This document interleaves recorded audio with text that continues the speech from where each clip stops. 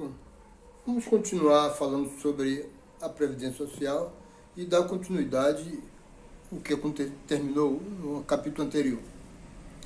Como nós dissemos, o trabalhador tem direito a exames clínicos, laboratoriais, odontológico, exame de imagem, tudo ligado ao SUS, Sistema Único de Saúde, que é ligado à Previdência Social.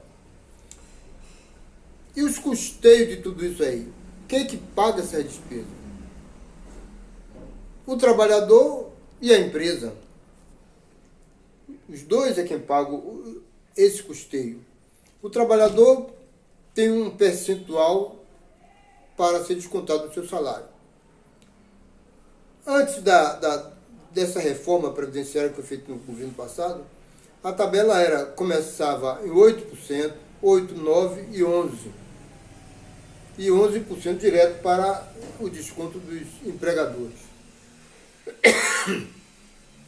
A empresa pagava o resto, ou seja, 20% sobre o salário para o trabalhador e mais ainda. O acidente de seguro-trabalho, que varia entre 1 e 3, vamos colocar na média de 3%, 2%.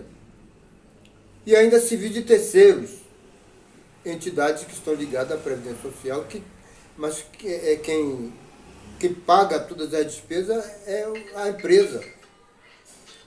Por exemplo, SESC, SENAC, SESI, SENAI, INCRA, Selar Educação. Isso dá um total de 5,8%. Esse é o máximo, 5,8%. Mas existe uma tabela para controlar esse serviço terceiro.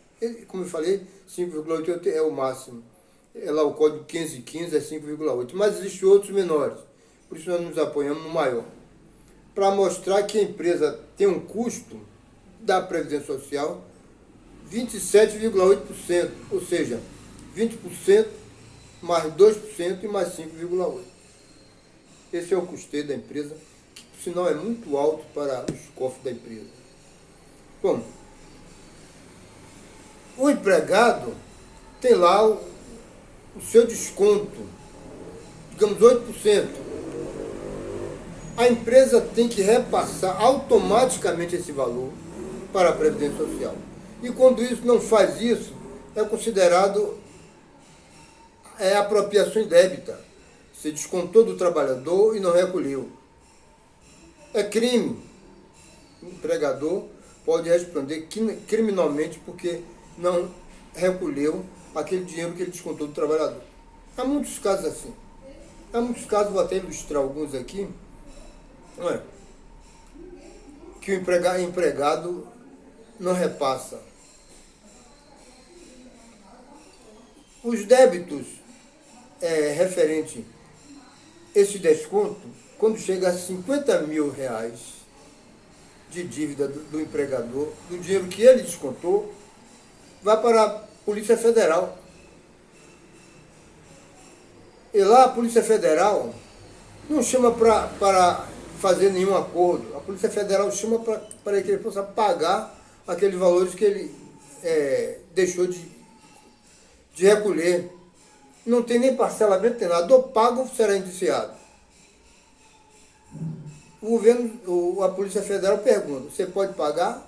Paga. Não pode pagar, vai ser indiciado, vai responder na justiça. Eu já tive casos assim. O empregado não recolheu, foi para a justiça, para a Polícia Federal. E lá o delegado acionou para ele pagar os valores que ele pagou. E deu a média que a polícia dá é 24 entre 48 horas por cento. Um desses empregados, ele foi lá e realmente, para não ser indiciado, ele teve que pagar, aquele meu cliente, ele pagou 126 mil que devia da Previdência Social, que era dos empregados, que ele recolheu indevidamente. Existe outro caso.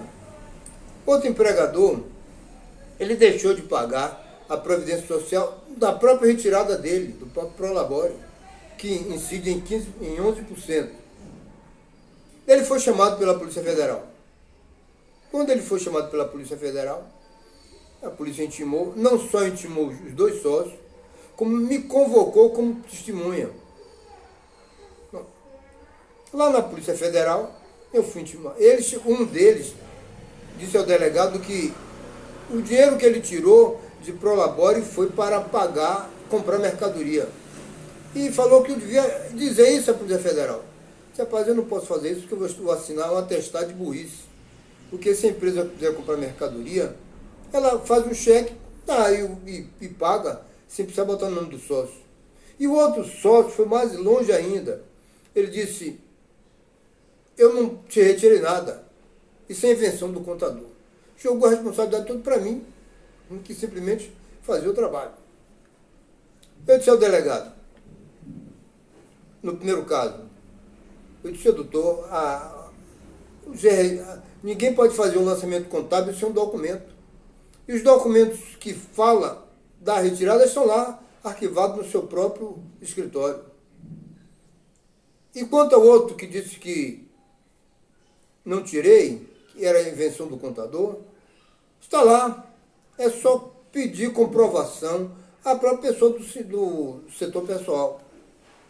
Aí eu levei o livro de empregado e folheei, disse aqui, essa moça aqui, ela é responsável pelo pessoal. Ela pode dar os maiores esclarecimentos se ela recebeu a guia para pagar ou não. O delegado me tomou o endereço dela, endereço, telefone, e convocou a empregada para fazer o seu depoimento. Ela ligou para mim, Lúcia, o que é que acontece? Já nem mais trabalhava na empresa. O que é que eu vou dizer a verdade? Cheguei lá e disse que ele não pagou porque eu não quis, as guias estão lá. Porque senão você que vai ser responsabilizado.